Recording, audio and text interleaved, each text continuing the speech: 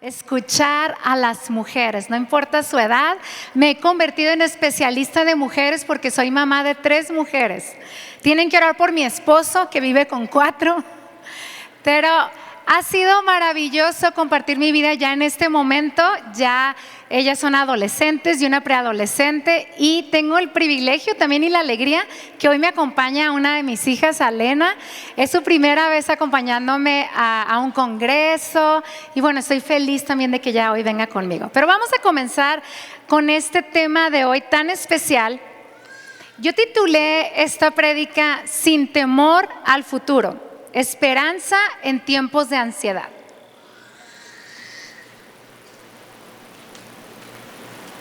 El versículo lema me encantó.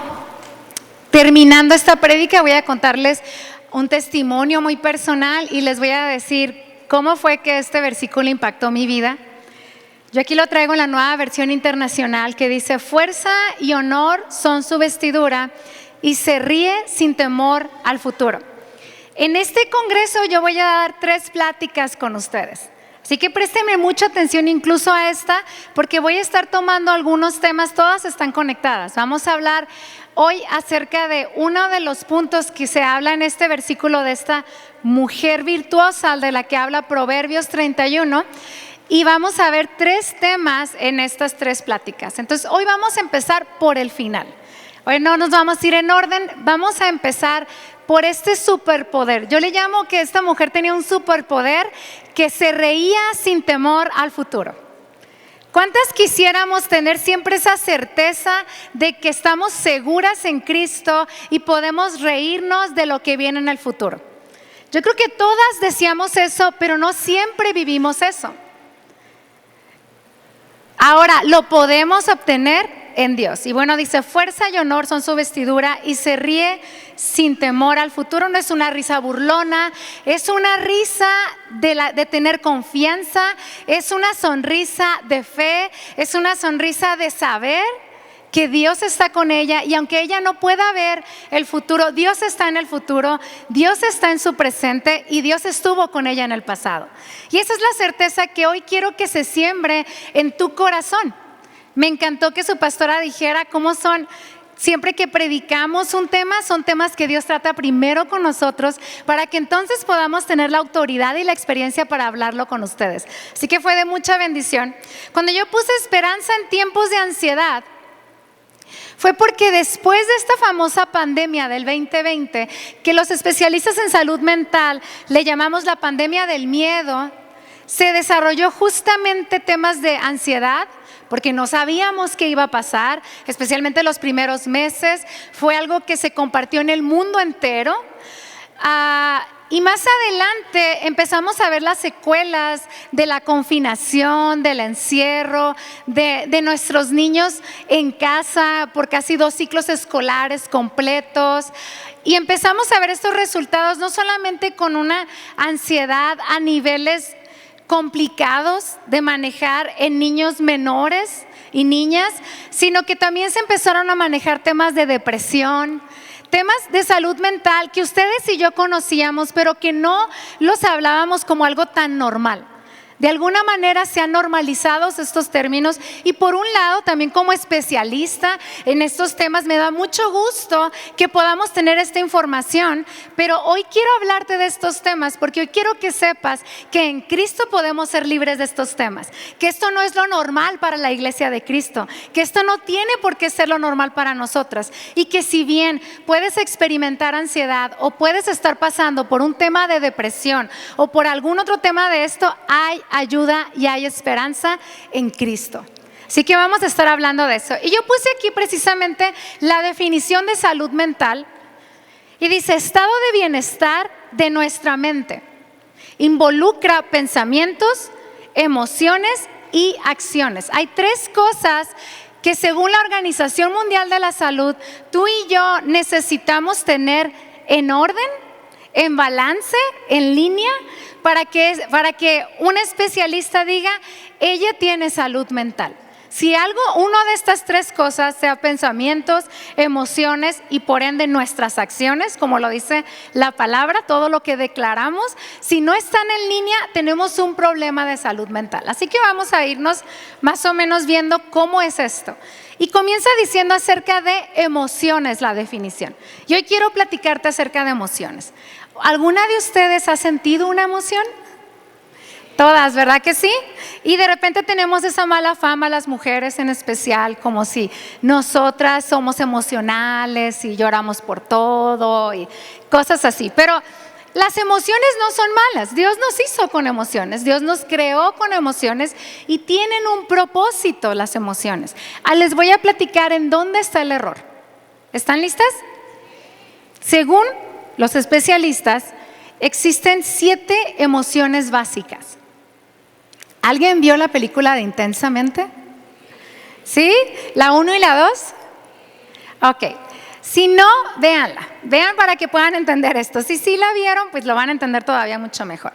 Según los especialistas, hay 7 emociones básicas que son las que todos llegamos a sentir y las que todos experimentamos. Muchas de ellas son comunes para nosotros, otras se van a sorprender que sean emociones. Se considera una emoción a la alegría, la ira, la tristeza, el miedo, el enojo, el asco y la sorpresa. Son 7 emociones básicas y de esas emociones se derivan sentimientos. Te lo voy a explicar así, lenguaje mujer.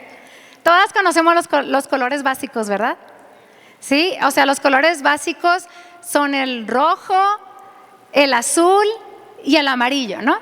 Son estos 3. Pero cuando combinamos esos 3, entonces ya me sale el naranja, el verde, el morado, el rosa. ¿Hasta aquí todas vamos bien? Ok.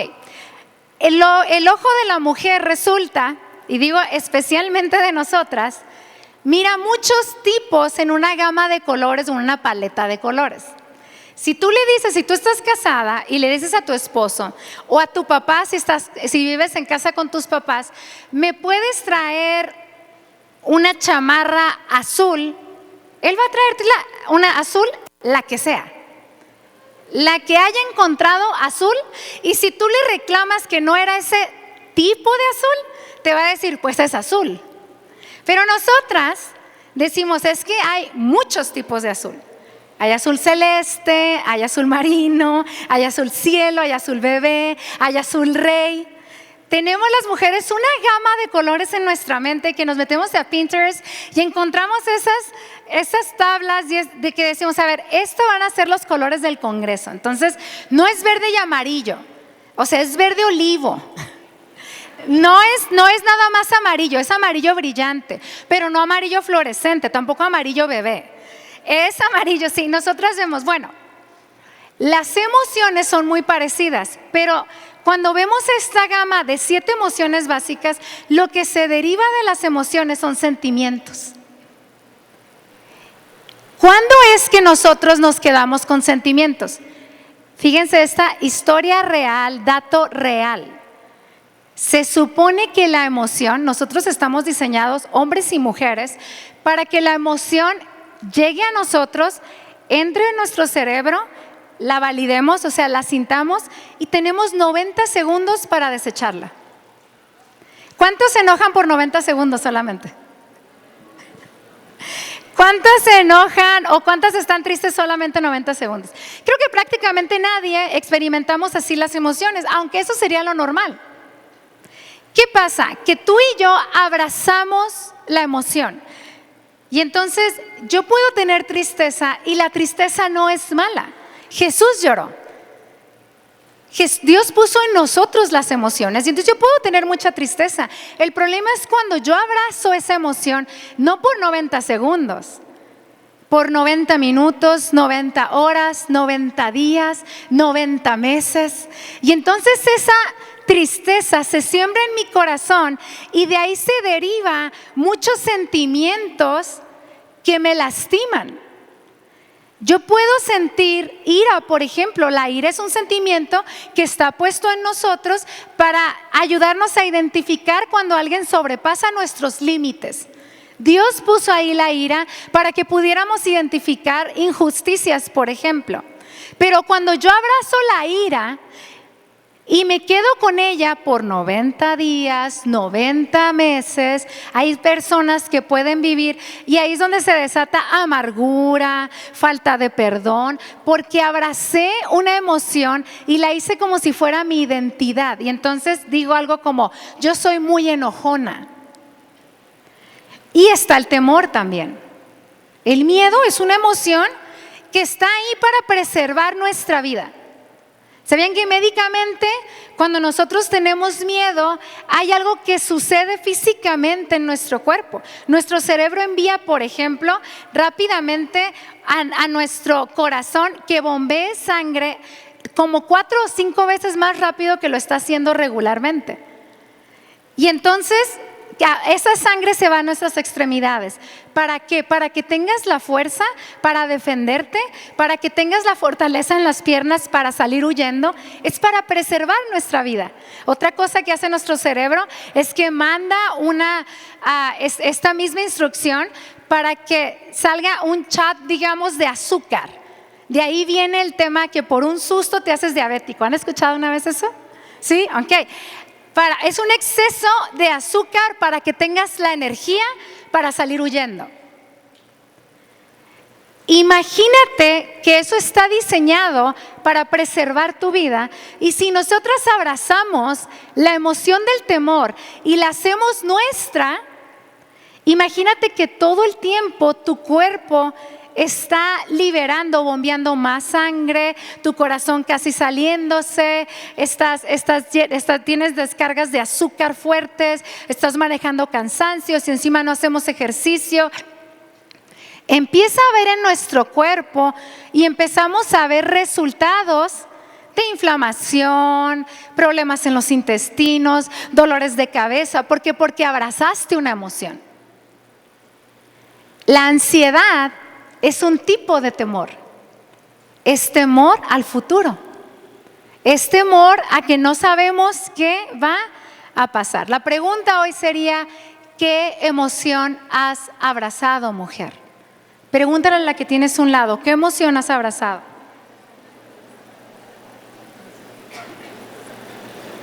Hasta ahí ya. Es para que nos hagamos esta pregunta, y si estás anotando, anotes para que tú puedas identificar. Ese es el primer paso para hacer cambios en nuestra vida. Identificar qué emociones hemos abrazado. Ahora, ¿qué dice la palabra también acerca de eso? Fíjense en Efesios 4:31. Dice, líbrense de toda amargura, furia, enojo, palabras ásperas, calumnias y toda clase de mala conducta. Todas estas palabras que vienen aquí son sentimientos, son acciones, son resultados de que yo abracé una emoción y me la quedé por mucho tiempo. Ahora, si el autor de Efesios dice líbrense, es porque estamos esclavas. Él está hablando esta palabra y está diciendo, mientras vivas con amargura, estás viviendo en esclavitud. Mientras vivas llena de furia y de enojo y hablando palabras ásperas a las demás personas y a tu familia y a las personas que más amamos y que están más cerca de nosotros, y descargamos todos esos sentimientos que se formaron porque abrazamos la emoción del enojo, vivimos esclavizadas. Por eso la palabra de Dios nos dice, líbrense. Ahora, yo entiendo como profesional y como mujer que hay muchas mujeres aquí que hemos pasado o que has pasado por cosas muy fuertes. Yo creo que hay historias aquí que yo también he escuchado de mujeres a lo largo de mi tiempo aconsejando y dando terapia a mujeres que son pesadillas de la vida real. Sin embargo, esas cosas que nos pasaron o que vivimos, tenemos que entender que aunque pasaron, eso no nos hace ser culpables, ¿ok? Tú no eres culpable de un abuso físico, emocional, sexual. Tú no eres culpable de un abandono. Pero en este momento, mujer, tienes que ser responsable de sanarlo. ¿Nos sucedió? ¿Lo lamentamos? y abrazamos el perdón de Dios y la gracia de Dios y le pedimos a Dios que Él sea el que restaure nuestra vida. Somos responsables de permitir que eso sane, tanto en lo espiritual como en lo natural. Ir a terapia, confesarlo, hablar con un líder, hablar con nuestra pastora, expresar y decir necesito ayuda. Las mujeres necesitamos ser vulnerables en estos temas del pasado, porque son las cosas que nos tienen aquí en el presente y nos están llenando en lo que llamamos ciclos negativos. Hay personas que son cíclicas, que ahorita la nueva forma de decir a las personas cíclicas es tóxica. Ah, todas me dijeron. Dile a la que tienes a un lado, no sea cíclica, para que no se escuche feo el tóxica.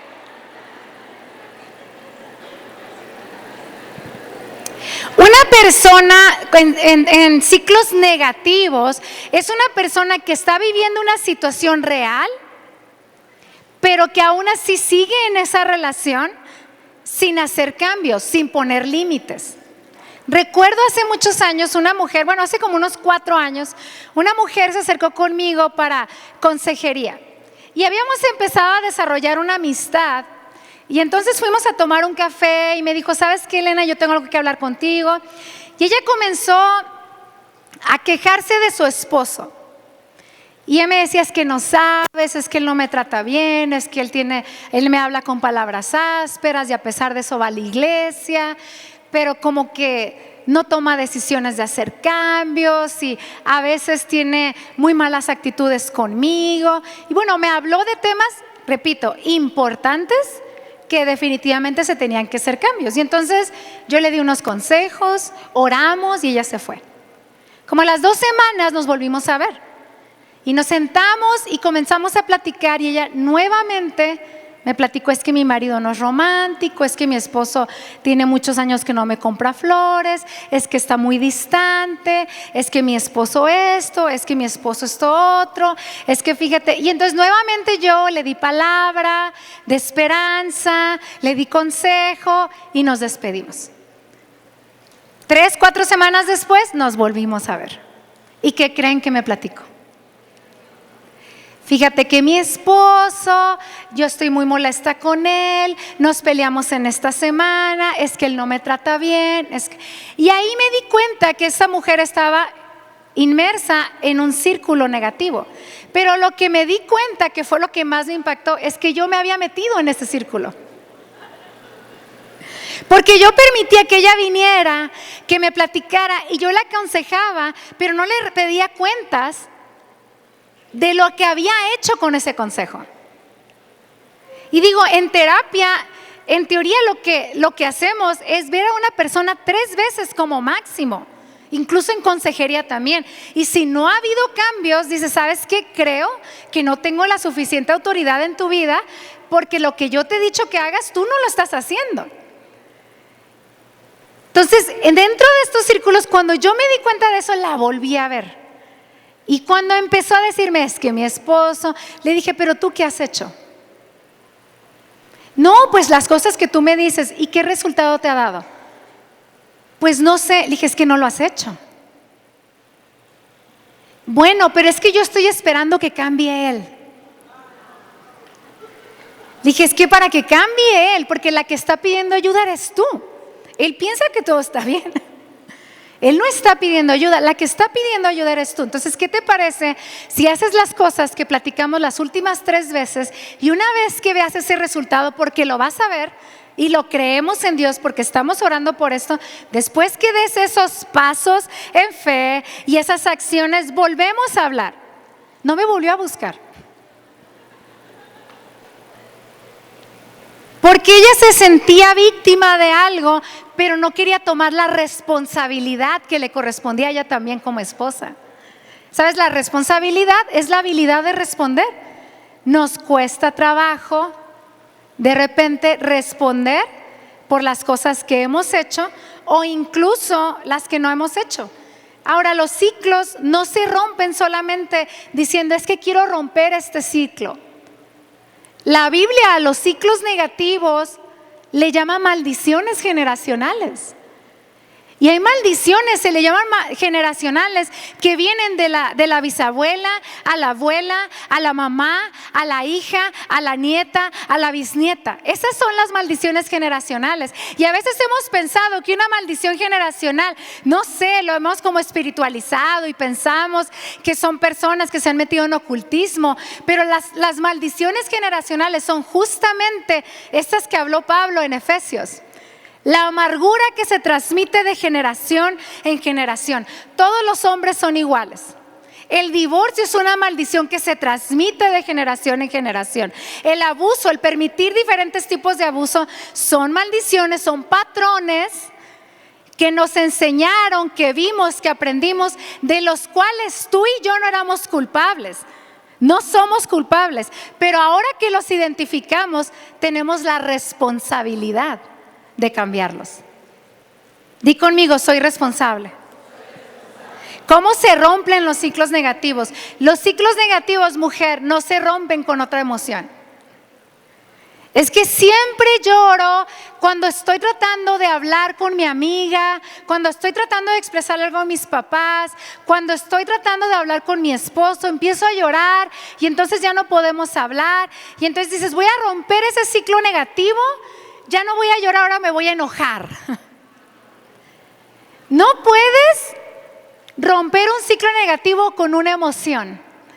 La única manera de romper un ciclo negativo es sembrando palabra de Dios. Tú necesitas sembrar la palabra y decir, esta palabra me pertenece. Tú necesitas tomar tu Biblia o tomar tu teléfono y en lugar de pasar tanto tiempo en redes sociales, escribir versículos bíblicos que me ayuden a pasar en medio de la ansiedad. Y te vas a encontrar con que nada más y nada menos, hay 365 veces en la Biblia que dice Dios, no temas.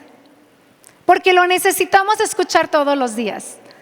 Y entonces tienes que cambiar y en lugar de estar solamente tratando de cambiar tus emociones, ahora ya no me va a importar y voy a ser indiferente a eso.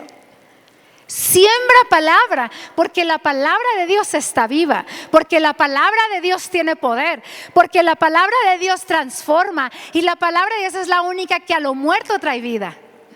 Necesitas creer eso y comenzar a conocer la palabra de Dios. ¿Cuántas van bien hasta aquí? Número 2 dice que son pensamientos. Pregúntale a la que tienes a un lado qué estás pensando. No le contestes, por favor. Proverbios 23 del 6 al 7 dice, no comas el pan del egoísta ni desees sus manjares, pues como piensa dentro de sí, así es él. Él te dice, come y bebe, pero su corazón no está contigo. ¿Sabes qué está diciendo este versículo? Está hablando de una persona que te invita a su casa. Vamos a ponerlo así. Te invita a su casa a comer. Y sabes, te prepara la mesa así súper bonita, con manjares, no sé, una mesa de postres. Y te dice, come lo que quieras. Lo hice para ti. Tú vas y te sirves y comes riquísimo. Y después te dice, ¿quieres más? Y tú dices, ay, si te vuelves a servir. Y él te dice, qué bueno que viniste, pero en su corazón, en su pensamiento está diciendo, está como traga. O sea, eso es lo que está diciendo el proverbio. Él te dice, come y bebe, pero su corazón no está contigo. Porque dice que es egoísta esa persona. Entonces, este versículo nos habla de cómo son nuestros pensamientos. Tal somos nosotras, por eso tú y yo necesitamos pensar en lo que pensamos. El mayor antídoto para los temas de ansiedad es cuidar lo que pensamos. Porque si hay mujeres, si alguien en el mundo pensamos los peores escenarios, la verdad somos las mujeres. Las películas más increíbles podrían salir de la mente de una mujer. Para bien y para mal. ¿Te fijaste que cuando me habló no me saludó bien? De seguro, y empiezas a pensar lo que la otra persona pensó. He hablado con mujeres que me dicen, es que pienso que mi marido me está haciendo infiel. Yo le digo, ¿por qué? No, pues es que me decía una vez una, Le llamé por teléfono y me contestó como muy seco. ¿Quién sabe quién estaba con él ahí? Es que, ¿no te ha pasado a ti que alguien se acerca y te dice, es que yo pensaba que te caía mal? Porque yo llegaba a la iglesia o llegaba aquí al trabajo o a la escuela, si estás jovencita ibas a la escuela, a la universidad y te saludaba y como que tú tal día me volteaste la cara y tú a veces te acuerdas, a veces nunca la habías visto en tu vida, no sé, pero a veces te acuerdas y dices, ¿sabes qué? Ese día tenía un mal día. ¿Sabes qué? Es que ese día llegué bien afanada y entonces ya te justificas y se restaura esa relación, pero no siempre se acercan las personas a decirnos a nosotros. Entonces tú y yo tenemos que pensar lo que pensamos y tenemos que ponerle un alto a nuestros pensamientos de ansiedad. Segunda de Corintios 10, del 5 al 7 dice, al contrario, usamos el poder de Dios. El poder de Dios está en la palabra de Dios. No hay una verdad, no hay muchas verdades, no hay muchas verdades, no hay mi verdad, tu verdad, hay una verdad. Y esa verdad es Cristo y esa verdad es la palabra de Dios. Hay una verdad. Y aquí nos está diciendo, usamos el poder de Dios para destruir las fuerzas del mal. No en nuestras fuerzas, nosotras ya estamos empoderadas. A mí me encanta decir esto, tú y yo, mujer, no necesitamos un discurso, perdónenme, pero barato, de una chica vestida de morado para que te empodere. Cristo nos empoderó en la cruz a hombres y mujeres por igual hace más de 2000 años y por eso tú y yo vivimos empoderadas por la palabra. Tú y yo tenemos que creer la palabra de Dios, hacerla nuestra y crecer como mujeres y alzar nuestra voz por la injusticia conforme a la palabra de Dios. ¿Me siguen hasta aquí o ya perdí a la mitad? Con este poder, o sea, con el poder de la palabra, hacemos que los pecadores cambien su manera de pensar y obedezcan a Cristo. Y este versículo a veces lo pensamos solamente para las personas que no conocen a Cristo. Y oramos, de hecho este versículo que es muy bueno, que no haya un argumento que se levante en contra en su mente, pero también aquí nos está dando una cualidad o una situación que hay en nuestra mente del ser humano, y es que nuestra mente es desobediente. Cambien su manera de pensar y obedezcan a Cristo. Nuestra mente naturalmente es desobediente, por eso tú y yo tenemos que ser responsables de cuidar lo que estoy pensando, porque tú y yo tenemos pensamientos que vienen otra vez y van y vienen y van, y tenemos surcos, hemos hecho surcos en nuestra mente de lo que hemos pensado una y otra vez, de pensamientos de ansiedad, de cosas que pudieran pasar, de cosas que pudieran pasarle a nuestros hijos, de cosas que pudiera pasarle a nuestro matrimonio, de cosas que la mayor parte de ellas, según los especialistas, nunca van a pasar. Pero tú y yo podemos dedicarle horas, días enteros a cosas que pudieran pasar. Imagínate que ese tiempo en que estamos pensando en temor, en ansiedad, cambiáramos eso y hiciéramos a nuestra mente, obligáramos a nuestra mente a ser obediente y cambiáramos eso para meditar la palabra de Dios. Meditar es pensar constantemente en algo. Y de repente la meditación la han tomado otras prácticas culturales y entonces hemos pensado que meditar es malo. Pero meditar no es malo, es en qué meditas el problema. Porque en el Salmo 119 y en una gran cantidad de salmos, el rey David nos inspira y nos exhorta a meditar la palabra de Dios. Tú y yo necesitamos meditar la palabra y tomar un versículo al menos al día y comenzar a meditarlo y traerlo y escribirlo y leerlo en voz alta para que nuestra mente escuche, para que se siembre en nuestro corazón. El punto número 3 son acciones, porque sabes que todo lo que se empieza a sembrar, todo lo que estamos pensando, mira, empezamos con la preocupación. O sea, ocupamos nuestra mente antes de que sucedan las cosas. Y normalmente a las mujeres la preocupación nos llega en la noche. Y hacemos esa famosa lista de lo que hicimos, de lo que no hicimos, de lo que tenemos que hacer, y entonces se te va el sueño. Y comienzas a ocupar tu mente con preocupación. Y después de la preocupación, comienzas a sembrarla en tu corazón porque la estás piense y piense y piense y está creciendo el escenario, la novela, bueno, la serie ya es ahorita. Y ahí lo traes en tu mente. Y entonces ese pensamiento se siembra en tu corazón. Y como del corazón, de la abundancia de lo que hay en nuestro corazón, habla nuestra boca, palabras de Jesús. No, es más temprano que tarde que tú lo que has estado pensando tanto tiempo, ya lo dejaste sembrar en tu corazón, más temprano que tarde lo vas a verbalizar. Y Proverbios nos dice que el poder de la vida y la muerte están en el poder de nuestra boca. Y entonces una vez que lo declaramos, se convierte en una acción. Así es como entran pecados a nuestra vida, no solamente el tema de ansiedad, sino por ejemplo la infidelidad. No es que un hombre o una mujer amanecieron un día para otro y estaban juntos. Empezaron porque se permitieron cosas, porque no blindaron su mente. Empezó por una sonrisa, por una mirada, por un mensaje, por una conversación. Dieron pasos y otro paso y otro paso, y todo se formuló antes en la mente. Y después se sembró en el corazón el deseo. Y después comenzaron a tener conversaciones que los llevaron al acto sexual. Pero antes de todo eso hubo pensamientos que te permitiste, que se permitieron. Así como ese ejemplo, manejamos todas las otras acciones.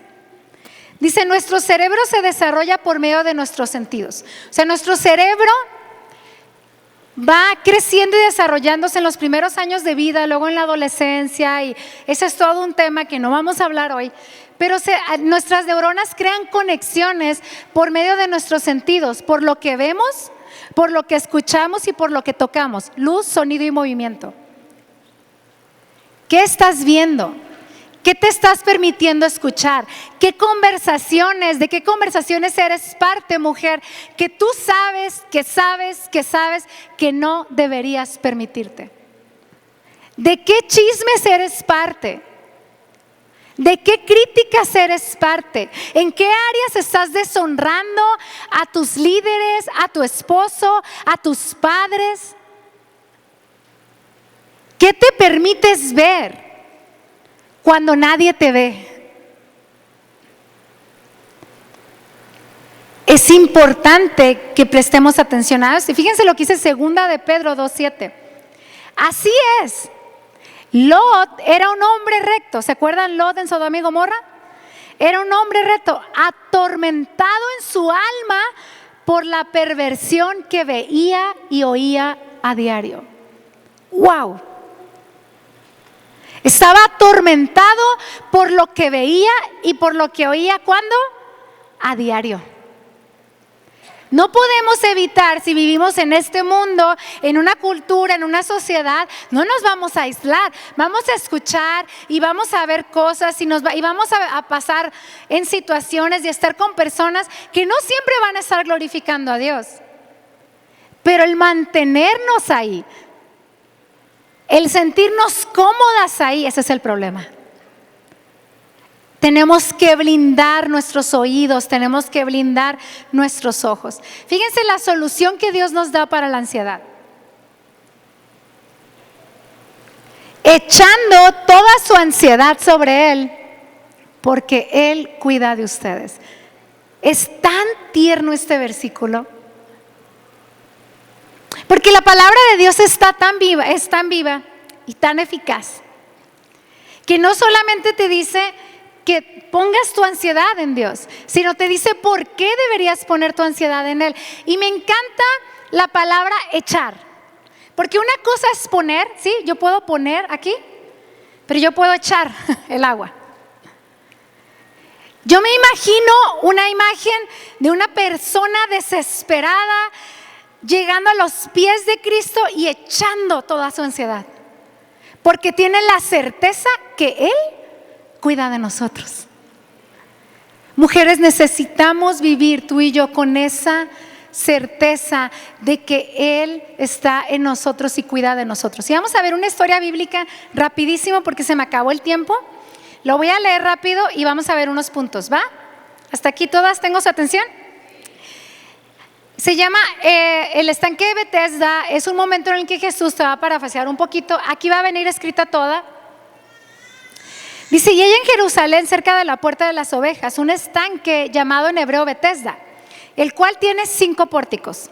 En estos yacía una multitud de enfermos, ciegos, cojos y paralíticos que esperaban el movimiento del agua, porque un ángel descendía de tiempo en tiempo al estanque y agitaba el agua.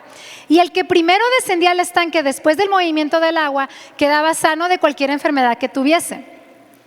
Esto era una superstición, ¿o qué es lo que piensan los teólogos? Que esto era una superstición que tenían, pero todas estas personas tenían algo en común, tenían esperanza. No en Dios, pero tenían esperanza. Y había allí, pon atención, había allí un hombre que hacía 38 años que estaba enfermo. Cuando Jesús lo vio acostado y supo que llevaba ya mucho tiempo así, le dijo, ¿quieres ser sano? Señor, le respondió el enfermo, no tengo quien me meta en el estanque cuando se agita el agua, y entre tanto que yo voy, otro desciende antes que yo. Jesús le dijo, levántate, toma tu lecho y anda. Y al instante aquel hombre fue sanado y tomó su lecho y anduvo. Esta historia a mí siempre me ha llamado mucho la atención. Y vamos a ver estos puntos así rapidísimo. Pero lo primero que nos dice es que había una multitud de enfermos. Ahora, el estanque en el que estaban estas personas, el estanque de Betesda, dice que estaban en la puerta de las ovejas. Se le llamaba así porque los pastores llevaban ahí a sus ovejas a tomar agua. Ahora, no nada más había animales tomando agua, había una multitud de enfermos. No sabemos cuántos, pero cuando la Biblia dice y habla de multitudes, y las pocas veces que dice cantidades, es por ejemplo la multitud o la alimentación de los 5,000 sin contar a hombres y mujeres. Había una multitud, o sea, es muy probable que haya miles de enfermos, cojos, ciegos, paralíticos. Imagínate las conversaciones, mujer. Años ahí. Imagínate el olor. Ahí vivían. Este hombre era paralítico y estaba 38 años ahí y no tenía nadie que lo ayudara. Hacían sus necesidades ahí, comían ahí, pasaban los animales a beber agua ahí. 38 años. Yo me imagino las conversaciones tipo de queja como de, ay, pues tú estás paralítico, pero yo estoy ciego. Ay, yo estoy, o sea, tú estás mejor, tú estás cojo, no estás ciego, o sea, no estás paralítico. Oye, pero yo estoy enfermo de esto. Y en ese lugar lo último que había era esperanza. Porque estaban ahí esperando algo que yo no puedo entender hasta la fecha, la apatía. Si realmente pensaban que alguien y habían visto que alguien sanaba y que bajaba un ángel y agitaba el agua, honestamente, yo soy este hombre paralítico, yo duermo 24/7 con la mano metida en el agua. O sea, de aquí a que pase esta vez al año, me va a encontrar en el agua. ¿Para qué te esperas a que vaya a bajar y en lo que tú llegas ya bajó alguien? ¿Sí me entienden? ¿Todas me están siguiendo? Ok.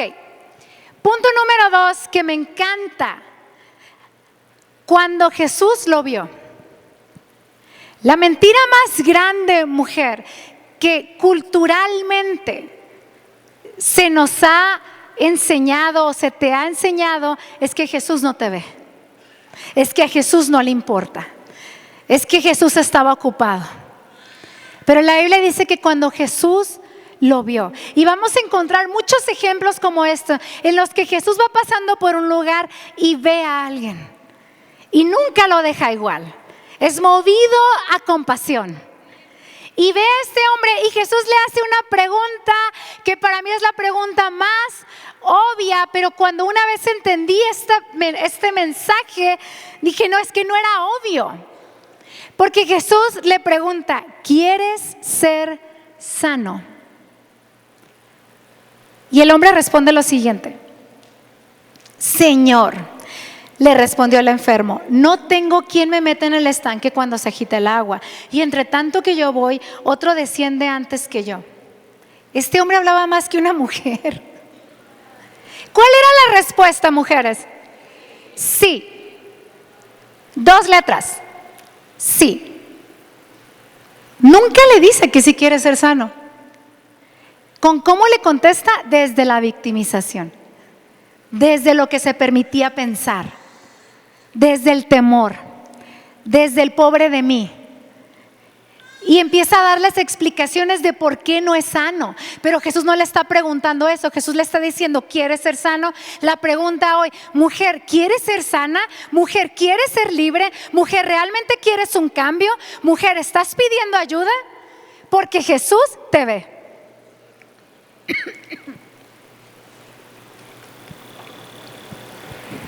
Entonces Jesús le dijo: levántate, toma tu lecho y anda.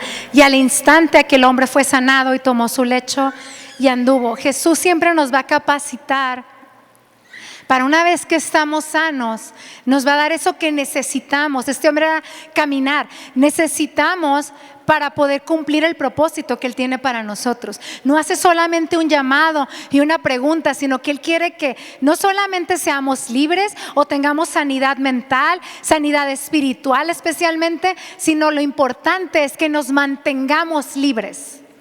Lo importante es que no nos esclavice nuevamente el pecado. Lo importante es que cuido lo que entra en mis ojos, lo que escucho. Lo importante es lo que estoy permitiendo que se siembre en mi mente. Lo importante es que lo que yo esté hablando sea la palabra de Dios. Porque la fe viene por el oír la palabra de Dios. No oír cualquier cosa. El oír la palabra de Dios. Termino con esto. Esta palabra para mí fue un rema increíble.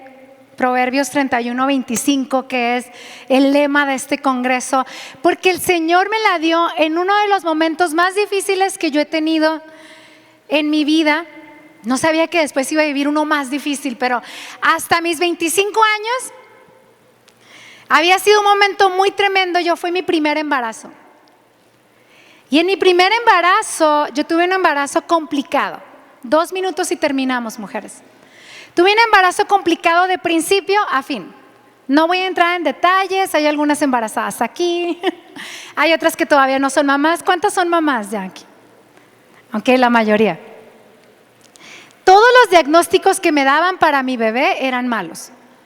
No importa con qué médico fuera, no importa qué tanto estábamos confiados en fe. Cada que yo iba a ver al médico había algo nuevo, y eso nuevo no era bueno. Y pasé mucho del tiempo en reposo, pasé mucho de mi tiempo en embarazo en hospitales, pasé demasiado tiempo así. Cuando mi hija nació, fue una cesárea de emergencia. Ya no tenía líquido amniótico, y cuando me hacen, sí, me ayuda así con la música, gracias. Cuando me hacen un ultrasonido, me dicen: es que esta bebé debe haber nacido hace ya como 2 días. Yo tenía apenas 35 semanas de embarazo. Y dicen: tenemos que hacer una cesárea de emergencia. Y no te voy a dar detalles porque está de terror, pero estuvo de terror esa cesárea. Y yo recuerdo que en el Inter, semanas antes, haciendo mi devocional, llegué con esta mujer virtuosa que para mí era todo un reto, y en cosas me caía como gorda esta mujer, porque decía todo lo que pueda hacer, porque me faltaba que se me revelara mucho acerca de ella. Pero cuando llegué a este versículo, impactó tanto mi vida el leer: y se ríe sin temor al futuro. Y yo tomé esta palabra rema para mí, para mi embarazo, para mi bebé. La compartí con mi esposo y le dije: sabes, yo no voy a tener más pensamientos de ansiedad. Yo no voy a estar en temor. Yo no voy a permitir, así como dijo Jesús, no permitan que el corazón se les llene de angustia. Yo dije: no más. Y cuando me hacen ese ultrasonido y dicen: tenemos que hacer una cesárea de emergencia, evidentemente sentí mucho temor. Pero yo recuerdo que mientras yo oraba, el Señor me decía: yo la amo más que tú. Yo amo a tu hija Elena, que está hoy aquí, más que tú.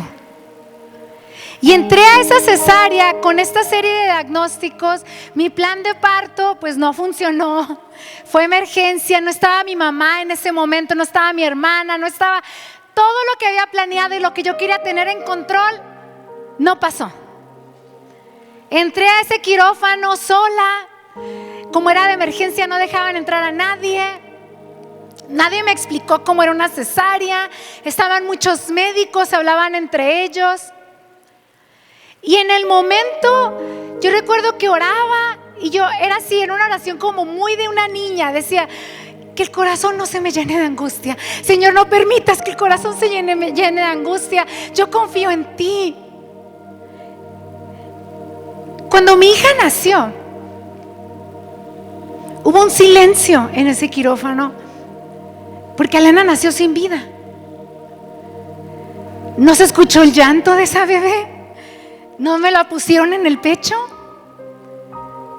Se la llevaron para darle resucitación, primeros auxilios. Y esos segundos, esos tal vez 2-3 minutos de silencio, que todos trataban como de ocultarme lo que estaba pasando, pero el lenguaje corporal de todos me estaba diciendo que algo no estaba bien. Y yo decía, enséñame a mi bebé. Y yo podía ver, me trataba de levantar y asomarme, cómo estaban dando resucitación a esa bebé y cómo estaba sin moverse. Y yo decía, Señor, tú la amas más que yo. Señor, llegamos al final del embarazo. Yo no tengo temor al futuro. Estoy vestida de fortaleza. Y como a los 2 minutos, escucho el llanto más precioso. Y entonces la enfermera dice algo y dice, la bebé está teniendo un ataque de ansiedad porque está separada de su madre. ¿Saben? Cuando están en el vientre, el único sonido conocido es el latido del corazón de una mamá. Es por eso que hacemos ese contacto piel con piel cuando tenemos a nuestros hijos. Lo primero que hacen los médicos es el contacto, porque eso calma al bebé. Y entonces la pusieron en mi pecho y Elena inmediatamente dejó de llorar. Y yo recuerdo que lloré por ella y yo dije, amor, tu corazón nunca se va a llenar de angustia. Tu corazón siempre va a estar confiado en Dios. Tú no vas a vivir en temor. Tú vas a conocer tu testimonio. Tú le vas a servir a Dios. Y yo bendije a mi hija. Y tú y yo, mujer, tenemos que abrazar las palabras que Dios nos dio y dejar la queja, dejar la amargura, dejar los malos pensamientos y cambiarlos por palabra de Dios, porque hay situaciones reales que vivimos en este mundo caído. Pero solamente hay una verdad, y esa verdad está sobre lo natural. Esa verdad está en ti y en mí, y le pertenecemos a Cristo. ¿Por qué no te pones de pie para orar conmigo?